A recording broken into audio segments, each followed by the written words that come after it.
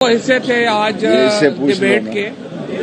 ایک حصہ ہے ڈبیٹ کا کہ آج کو بینچ جو ہے وہ 3-2 یا 4-7 والا جو مسئلہ تھا وہ سیٹل ڈاؤن ہو گیا اور الیکشن کمیشن نے سپریم کورٹ کو بتا دیا کہ ہم سمجھتے ہیں کہ فیصلہ جو تھا وہ 3-2 سے تھا، لہٰذا ہم نے فیصلہ جو ہے اس کے اوپر عمل درآمد کر دیا ہے.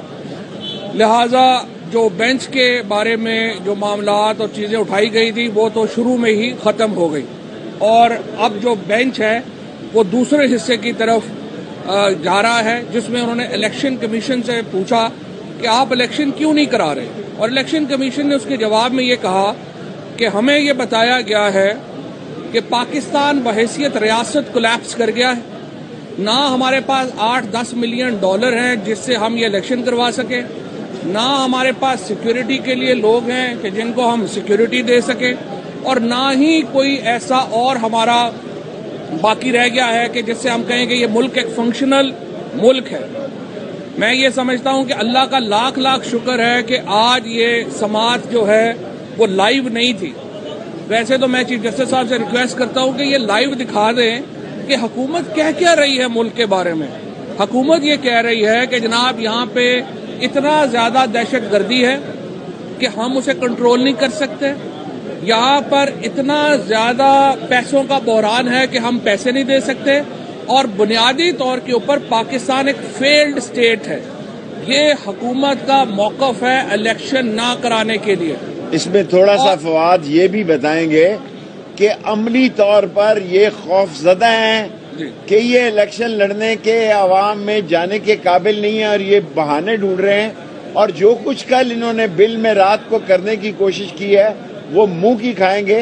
آج عدلیہ نے بالکل واضح طور پر کر دیا ہے کہ یہ ڈھنکے کی چوٹ سے 3 اور 2 کا فیصلہ ہے، اور انشاءاللہ تعالی پروسیڈنگ بڑی زبردست جا رہی ہیں.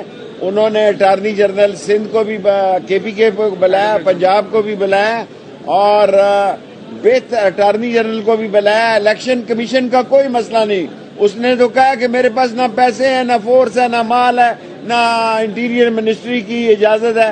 انہوں نے کہا اگر ہم یہ دے دیتے ہیں تو پھر کیا کرو گے، پھر الیکشن کراؤ، وہ 6 مہینے بعد پھر تم بے ایمان ہو جاؤ گے. ہمارا ایک ہی مطالبہ ہے کہ الیکشن کرایا جائے. اچھا دیکھیے میں اس میں ایک سیکنڈ صرف میں بات جو ہے وہ مکمل کر لوں.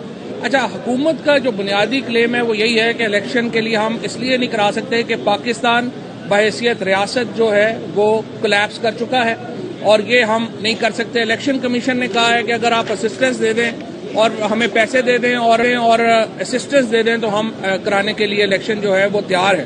اس کے بعد چیف جسٹس صاحب نے ان سے پوچھا کہ یہ 6 اکتوبر کی آپ کو 8 اکتوبر کی تاریخ آپ کو کس نے دی، کہاں سے یہ آپ کے اوپر نازل ہوا کہ 8 اکتوبر کو جو ہے وہ ہم کر لیں گے. تو الیکشن کمیشن کے پاس کوئی جواب نہیں تھا، آئیں بائیں شائیں وہ فلانے نے کر دیا تھا، فلانے نے کر دیا تھا. اور چیف صاحب نے پھر اس کے بعد آبزرو کیا کہ آپ کی باتوں سے تو لگتا ہے کہ آپ 8 اکتوبر پہ بھی سرٹن نہیں ہیں، اور یہ سرٹن نہیں ہے. جس طرح شیخ صاحب نے ابھی کہا ہے، دیکھیں سارا مقصد یہ ہے کہ نامزدگیوں کے اوپر پاکستان کے عوام کو اقتدار سے باہر رکھا جائے. اگر یہ اتنی سیکورٹی سچویشن خراب ہے تو آپ ساری پولیس اس وقت جو ہے، ساری رینجرز جو ہے وہ تحریک انصاف کے لوگوں کو اٹھانے میں کیوں لگی ہوئی ہے؟ ساری اس وقت سوشل میڈیا کے ٹیم کے بچے ہمارے جو اٹھائے جا رہے ہیں، اظہر مشوانی آج 6 دن میں لاپتہ ہے. یہ ساری پولیس اگر اتنے حالات خراب ہیں تو آپ ان کے بتائیں کتنے ٹیررسٹ آپ نے اٹھائے ہیں، کتنے آپ نے جو اب تک جو پشاور میں ہمارے 100 پولیس کے جوان شہید ہوئے اس کیس کی کیا ڈیٹیل ہے، وہ کون نکلا ہے، کسی کو سزا ہوئی ہے، کوئی بندہ پکڑا گیا ہے، ہمیں تو نہیں پتا. بنیادی طور کے اوپر میں سمجھتا ہوں، میں تو چیف صاحب سے میں نے علی ظفر سے ابھی ریکویسٹ یہ کی ہے کہ آپ جب اپنے آرگومنٹس میں کھڑے ہوں تو ریکویسٹ یہ کریں کہ ان کو کہیں کہ یہ عدالت میں یہ آرگومنٹ ٹھیک ہے دے دیا آپ نے، یہ لکھوائیں نہ. کیونکہ دیکھیں کل کانگریشنل ہیئرنگز ہونی ہے پاکستان کے ایٹمی پروگرام کے اوپر، پاکستان کی جو وہاں کی کانگریس ہے وہاں کے اوپر یہ باتیں ہوں گی، اور وہاں پہ یہ بات آئے گی کہ ایک ایسا ملک جس کے پاس 10 ملین ڈالر بھی نہیں ہے اپنا الیکشن کروانے کے لیے، کیا اسے ایٹمی پروگرام جو ہے وہ اس کو رکھنا چاہیے؟ کیا اسے لانگ رینج میزائلز پروگرامز رکھنے چاہیے؟ اور IMF نے پہلے ہی کہہ دیا کہ الیکشنوں سے ہمارا تعلق نہیں ہے.